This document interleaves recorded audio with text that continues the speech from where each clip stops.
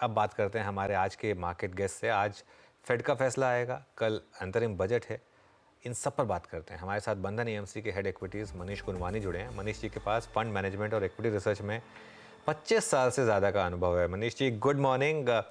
बहुत कुछ lined up है, फेड का इवेंट है, बजट है, मार्केट अपनी चाल खुद चल ही रहा है काफ़ी शानदार। आपका क्या व्यू है इस समय? देखिए, मार्केट ऑब्वियसली 1 ईयर में काफी हाई रिटर्न दिया है। एंड ट्रेडिशनली क्या होता है कि 1 साल हाई रिटर्न के बाद थोड़ा हमें रिटर्न एक्सपेक्टेशन थोड़ा रियलिस्टिक रखना चाहिए। बट ऊपर नीचे होता रहेगा मार्केट। बट इंडिया का मैक्रो और relative standing versus other emerging countries काफी स्ट्रांग है। मुझे लगता है कि डॉलर भी मीडियम टर्म में वीक रहेगा, तो ग्लोबली लिक्विडिटी स्ट्रांग रहेगी। और with in India also domestic liquidity is quite strong. Fixed income से रियल एस्टेट और इक्विटीज की तरफ काफी सेक्युलर ट्रेंड है फ्लोज का। तो ओवरऑल लिक्विडिटी स्ट्रांग है, कॉर्पोरेट अर्निंग्स स्टेबल हैं, जियोपॉलिटिकल और पॉलिटिकल स्टेबिलिटी है। तो मेरे ख्याल से काफी रीजन है इक्विटीज पे ऑप्टिमिस्टिक रहने के लिए। ओके, बहुत स्ट्रॉन्ग रीजंस हैं मनीष जी आपके लिए इक्विटी पे काफ़ी ऑप्टिमिस्टिक रहने के लिए। सर, ये आपने पूरा का पूरा अर्निंग सीजन देखा, सबसे स्ट्रॉन्ग अर्निंग्स आपको किस सेगमेंट में लगे? एंड स्पेशली शुरुआत करते हैं आईटी से। अभी कुछ देर पहले आपके इस कार्यक्रम में उपस्थित होने से पहले हम केपीआईटी से बात कर रहे थे, मिड कैप आईटी क्या स्ट्रॉन्ग, अगर आप देखें बॉडी लैंग्वेज उनकी कमेंट्री क्या स्ट्रॉन्ग थी। आपका व्यू आईटी स्पेस पर इस वक्त? देखिए, हम अभी भी थोड़ा अंडरवेट ही हैं आईटी स्पेस पे ओवरऑल। छोटे कंपनीज में थोड़े नीश कंपनीज हैं जिनमें काफी स्ट्रॉन्ग ग्रोथ है। बट ओवरऑल इंडस्ट्री का आप आउटलुक देखेंगे तो काफी डिपेंडेंट है global economy in general and particularly US economy पे। तो यूएस इकोनॉमी पे व्यू ये है कि अभी तो रिलेटिवली स्ट्रांग है, बट कभी भी स्लो डाउन आ सकता है यूएस में। आईटी के वैल्यूएशंस 1-2 साल में करेक्ट रहे हैं, बट आप 5 साल का व्यू लेंगे तो 2016-17 की तुलना में वैल्यूएशंस अभी भी रिलेटिवली हाई है। और थर्डली ये भी है कि हमारा थोड़ा व्यू ये है कि करेंसी रुपी फ्लैट रह सकता है काफी टाइम के लिए। तो ये जो एक्सपोर्टर्स को बेनिफिट होता था ट्रेडिशनली रुपी डिप्रिसिएशन का, वो अभी आगे जाते हुए काफी संभावना है कि वो बेनिफिट ना हो।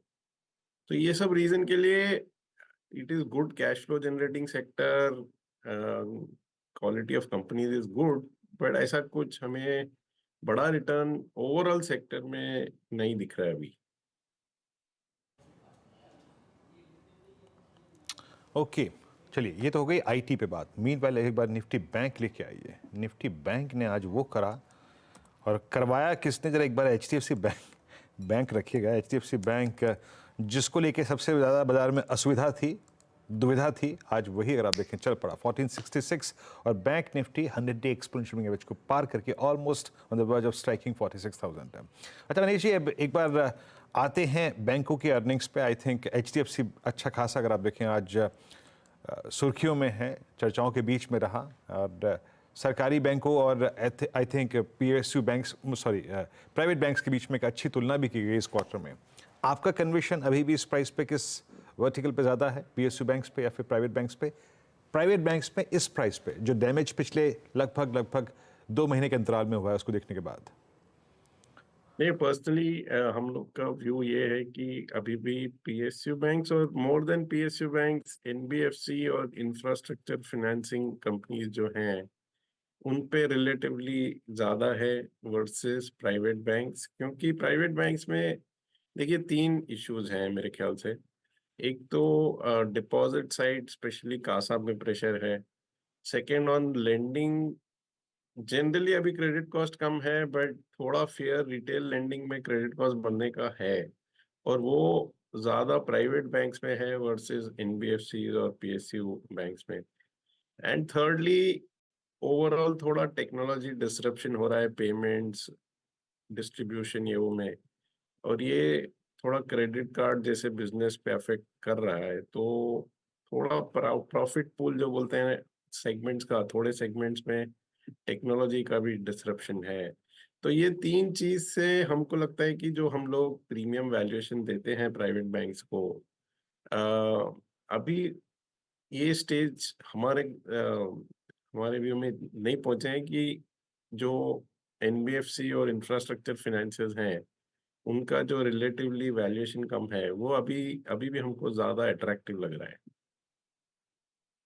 ओके। मीनवाइल मार्केट में अब बहुत शानदार मोमेंटम है। अब देखिए निफ्टी करीब करीब 100 पॉइंट ऊपर, और जैसा वीरू ने कहा बैंक निफ्टी में एक रिवर्सल आया, बहुत शानदार तरीके से बैंक निफ्टी में रिवर्सल 450 पॉइंट का अब अप मूव। और डे लो से अगर आप देखेंगे तो डे लो से तो इसने करीब करीब 800 पॉइंट का रिवर्सल दिखा दिया है। डे लो से एक बार रिकवरी दिखा दीजिए बैंक निफ्टी की। अब इशू यही है कि वो रेंज है 44,800 टू 45,800 की रेंज है। अब हम रेंज के अपर एंड पे आ गए हैं। अब ये समझना ज़रूरी होगा कि ये 45,800 पर टिक रहा है या नहीं। लेकिन एक चीज़ तो क्लियर है कि इसने अपना जो 200 डे मूविंग एवरेज है उसको बार बार बचाया, और आज भी ये चीज़ क्लियर हो गई यहाँ पर। अच्छा मनीष जी, एक स्पेस जहाँ बहुत पैसा बनाया है लोगों ने, वो है पूरी की पूरी पीएसयू बास्केट, और विद इन दैट रेलवे और डिफेंस। आपके पोर्टफोलियो में है क्या ये स्टॉक्स, और इस समय क्या व्यू बन रहा है इन पर? देखिए अनुज, हमारा रेलवे और डिफेंस में बहुत ज़्यादा एक्सपोजर नहीं है। हम लोग डिफेंस में अंडरवेट है। हमारा ज़्यादा एक्सपोजर पीएसयू में इंफ्रास्ट्रक्चर फाइनेंसिंग और पावर के साइड है। तो दोनों ने अच्छा किया है, बट एक में हम गलत गए, एक में करेक्ट गए।